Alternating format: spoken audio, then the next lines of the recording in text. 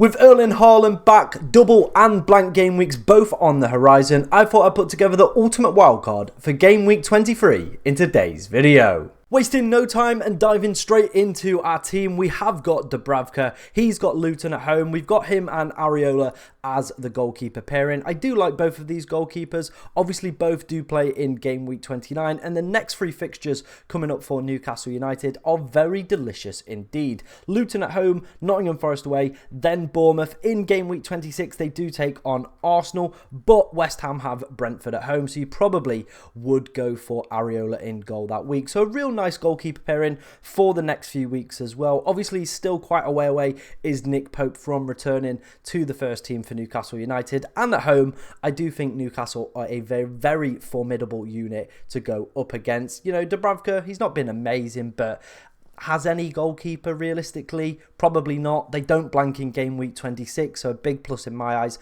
and the next three fixtures are quite positive. You would have to back Newcastle to at least pick up maybe 2-3 clean sheets within the next 5 to 6 game weeks, so I think that's pretty positive, and we kind of just have to take what we can get this season with goalkeepers. Moving into the back line and kind of wasting no time, we are going to start off with Ezri Konsa. Sheffield United away for Aston Villa, and they do have a pretty nice run.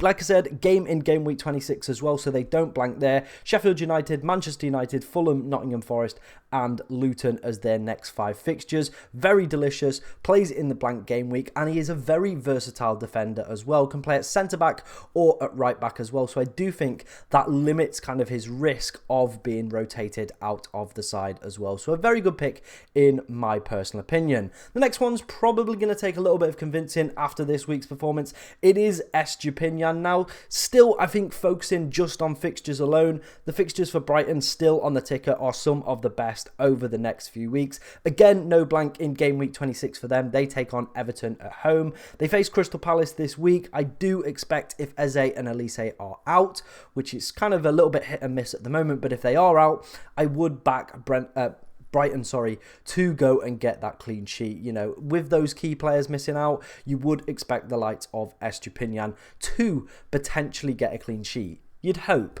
Obviously, this week was a little bit of a strange one, losing 4-0 to Luton, not the best, and him coming off at half-time. But I think for the best fixtures coming up, I do still think it is worth attacking those Brighton fixtures and getting in a player like Estupinian, who we all know and love, can do some very capable things. Obviously, noughts are possible in the game, but he's also very capable of hitting the heights of a double-digit haul. Moving on to our final defender, and again, we're going to continue with the Newcastle theme. I think there are potentially other teams that you could target, maybe a Fulham defender in here. The next two are pretty sound for them, again, playing 26 and currently play in game week 29 as well. So, you know, maybe go for one of their defenders, maybe a Manchester United defender as well, if you didn't want to go for the Newcastle double-up in defence. But like I said, the next three fixtures, you would have to back Newcastle. 2 home fixtures in there as well. I know Luton have just come off the back of a 4-0 win against Brighton, but away from home, they are a little bit of a different side. At Kenilworth Road, probably not a team to go up against, but away from home, I think it's a completely different story. Newcastle as well at home this year have been absolutely fantastic, and at 4.6 million, I don't think you can go wrong with Sven Botman. Moving on to the midfield, we're going to start off with Diogo Jota. Now, the Liverpool game is still taking place while I am filming this. He's already scored a goal. He is mesmeric, isn't he? Honestly, some of the stats, I think it's 32 goals in 94 Liverpool games for him now, which is an absolutely ridiculous stat, considering the fact that he doesn't even start a lot of games. You know, a lot of games he does come off the bench, spends a lot of time out injured as well, but at the moment he's going through his purple patch. Yes, the Liverpool fixtures aren't quite there, and if they do blank in game week 26, it would mean that he'd miss out in that week. But if they do get that double, and if Salah is still unfit and available, he probably would be one of the players that I would be looking to target going into that double game week 25 if it does happen. I'm filming this on Wednesday night. It might be announced on Thursday. If that's the case, then I do think this draft will potentially have a few more Liverpool players in it, but one of them that I definitely would want is Diogo Jota. Moving on to our next midfielder, and it's going to be Kevin De Bruyne, back from injury and is cooking, ladies and gentlemen. Assist for him today against Burnley. Played 70 minutes, so I would expect him to play against Brentford as well. That game taking place on Monday night, so plenty of time for rest and recovery for him. Game week 24 is Everton at home, and then obviously the double, and then potential captaincy material in game week 26 as well with Bournemouth away. So a real smart pick for me, especially while Salah's out. There's still a little bit of money left in this team as well, so you could very easily, after game week 26, or if Liverpool don't get the double and maybe blank as well, then, you know, keep KDB for a few more weeks. After that, there's definitely the possibility to do that before moving back to Mohamed Salah, maybe a little bit around 29-30 during that period. But definitely KDB, a player I would be looking to have with the City double coming up and some very strong fixtures in and out of it as well, and a game in game week 26. You can't really go wrong with that one. The next one is going to be our third Newcastle player, and it is going to be Anthony Gordon. Like I've spoke about, the fixtures are absolutely immense. Anthony Gordon as well, if you were to pick any of the Newcastle players out of this draft, he would be my top pick. It does look like Isak's injury is a little bit more serious than first feared. Callum Wilson as well doesn't seem to be anywhere near recovery. Games coming thick and fast for Newcastle. Anthony Gordon could be playing up front. We could have a £6.1 million midfielder playing out of position, playing up front for one of the better teams in the league with some very strong fixtures as well coming up at home. This could be a little bit of a cheat code over the next few weeks. So definitely keep your eyes peeled on Anthony Gordon's position in that Luton game and the further games as well from that one. But for me, if I was to go for any Newcastle player this week, it would be Anthony Gordon. Again, sticking with a theme of out of kind of position players, it is going to be Richarlison from Tottenham. It's now 7 goals in 7 games for him, and he just keeps finding the back of the net, doesn't he? There's no words to kind of describe it. He is fully going through his purple patch.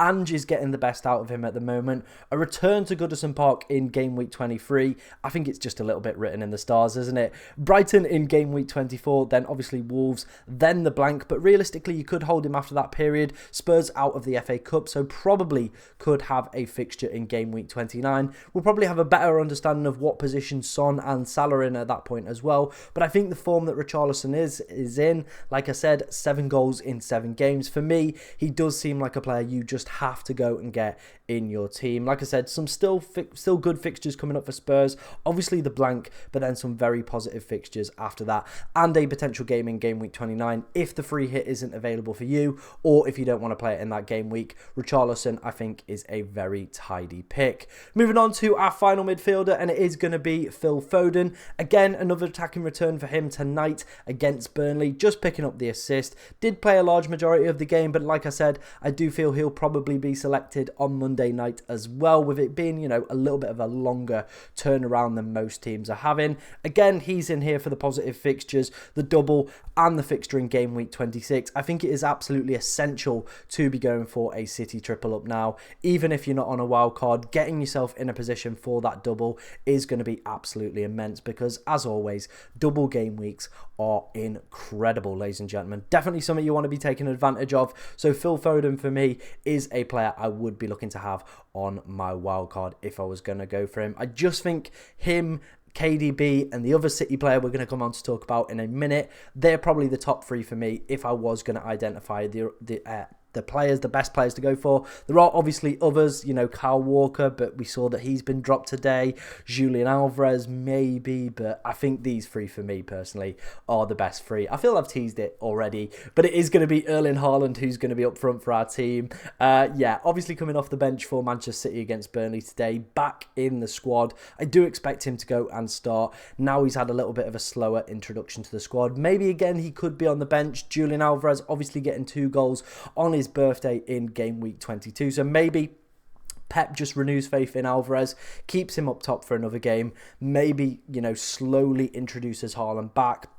But even still, if I was on the wild card, he would be a player I'd want to have. If he's fit and available for game week 25, he realistically is triple captaincy material. Chelsea and Brentford both at home. If he can get cooking, maybe get himself a positive little bit of game time, maybe a couple goals as well going into that week, I imagine a lot of people are going to be using that triple captainship on him. So if you've still got that available, I would keep that in your back pocket. Wait till game week 25. and whack it out on all your mates in your mini league. Moving on to our final forward, and it is going to be Ollie Watkins. Obviously picked up a goal yesterday against Newcastle. Sheffield United up next. You would expect him to go and score. The reason I've got him in here, there's some very positive fixtures coming up for Aston Villa, United, Fulham, Nottingham Forest and Luton. That Nottingham Forest game as well coming in blank game week 26. I feel a lot of people might have to sell Watkins to go and get Erling Haaland back. For me personally, I would be looking to keep Watkins if I was on the wild card as well.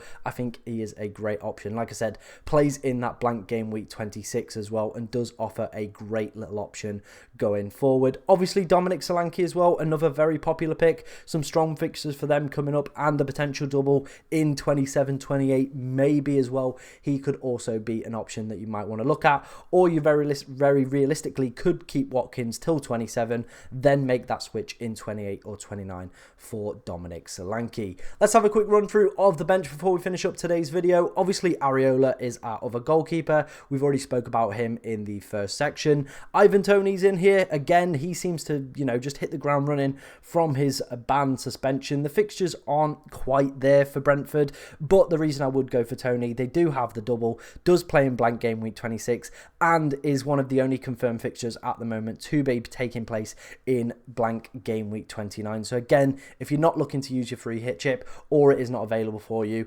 Burnley away is their fixture in game week 29. A very good potential captaincy option for that week, but I don't think there's too much kind of use looking that far down the line at the moment, but just there as an option with a double game week. Branthwaite, a very nice cheap defender. Everton's fixtures are a little bit patchy, but again plays in blank game week 26, so we're going to have plenty of players who will be fit and available with positive fixtures for that week. And then Doherty, we've got him in here. He does blank in game week 26, but they might have the double in game week 25. If they don't, probably not worth going for him, but if it is confirmed before the game week 23 deadline, definitely a player I would consider having. Sheffield United as well in game week 24, and he's been a very consistent point scorer. Before Udogi's goal and assist today, he actually had more points than him and more points than Levi Colwell, so very much going under the radar in the FPL community. So definitely a player I would keep my eyes on, especially if the double is announced, and then if it's not, maybe just keep your eyes on him for when that double is eventually announced further down the line. That was my game week 23 wildcard. Let me know what you think of the team in the comments section below. If you've got any questions about your team as well, do get them in, as I do try to answer every single question. But thank you very much for watching today, ladies and gentlemen, and good luck this game week.